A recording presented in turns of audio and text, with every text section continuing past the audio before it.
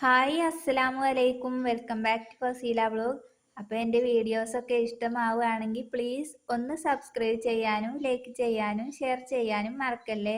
അപ്പോൾ ഒരുപാട് കാലം സൂക്ഷിച്ച് വെക്കാൻ പറ്റുന്ന തരത്തിൽ നമുക്ക് വീട്ടിൽ തന്നെ എങ്ങനെ കുരുമുളക് പൊടിയും വലിയ ജീരകപ്പൊടി എങ്ങനെ ഉണ്ടാക്കാമെന്ന് നോക്കാം കേട്ടോ. അതിനായിട്ട് നമ്മൾ ആദ്യം കുറച്ച് കറിവേപ്പില എടുക്കുന്നുണ്ട്. അപ്പോൾ പ്രാണികളോ പുഴുക്കളോ എന്തെങ്കിലുമൊക്കെ ഉണ്ടോയെന്നും നന്നായിട്ട് നോക്കണം. അപ്പോൾ പൊടി അഴുക്കൊക്കെ കളഞ്ഞ് നമുക്ക് എടുക്കാം.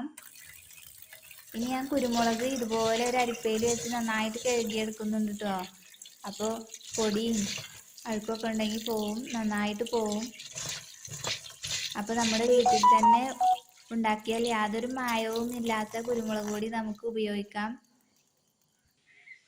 അപ്പോൾ ഒരുപാട് ഗുണങ്ങളുള്ള ഇതാണ് കേട്ടോ കുരുമുളക് പൊടിയും പെരുംജീരകപ്പൊടിയൊക്കെ. അപ്പോൾ അതുപോലെ തന്നെ ഞാൻ പെരുംജീരകവും നന്നായിട്ട് കഴുകിയെടുക്കുന്നുണ്ട്.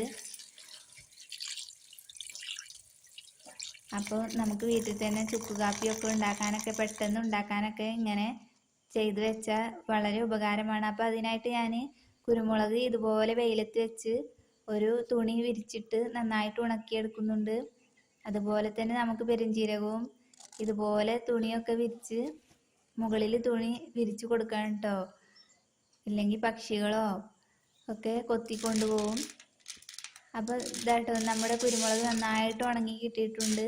അപ്പോൾ കുരുമുളക് നമ്മളെ പ്രതിരോധശേഷി വർദ്ധിപ്പിക്കാനും നമുക്ക് പെട്ടെന്നുണ്ടാകുന്ന ജലദോഷം പനിയൊക്കെ മാറാനൊക്കെ ഇത് പാലിലോ ചുക്ക് കാപ്പി ഉണ്ടാക്കിയോ ഒക്കെ തിളപ്പിച്ച് കുടിച്ചാൽ പെട്ടെന്ന് മാറിക്കിട്ടും. അപ്പോൾ ഞാനിത് കുരുമുളകൊന്ന് പൊടിച്ചെടുത്തിട്ടുണ്ട് കേട്ടോ. ഇനി നമ്മൾ ഒരു ബോട്ടിലിൽ ഇതുപോലെ ഗ്രാമ്പൂവും പട്ടയും ഇട്ട് കൊടുക്കുന്നുണ്ട്.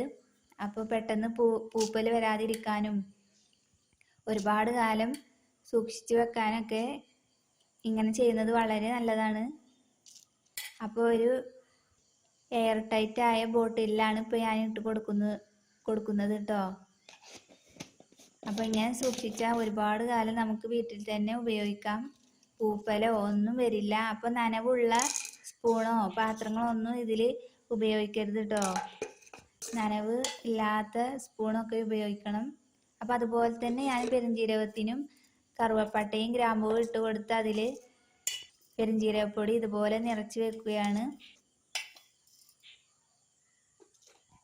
അപ്പോൾ നമുക്ക് പെട്ടെന്ന് കറികൾ ഉണ്ടാക്കാനും കുട്ടികൾക്ക് ചുക്ക് കാപ്പി ഉണ്ടാക്കി കൊടുക്കാനും പിന്നെ മരുന്ന് ആവശ്യത്തിനൊക്കെ ഇതുപോലെ ഉണ്ടാക്കി വീട്ടിൽ തന്നെ വെച്ചാൽ യാതൊരു മായവും ഇല്ലാത്ത കുരുമുളക് പൊടിയും പെരുംജീരകപ്പൊടിയും നമുക്ക് ഉണ്ടാക്കി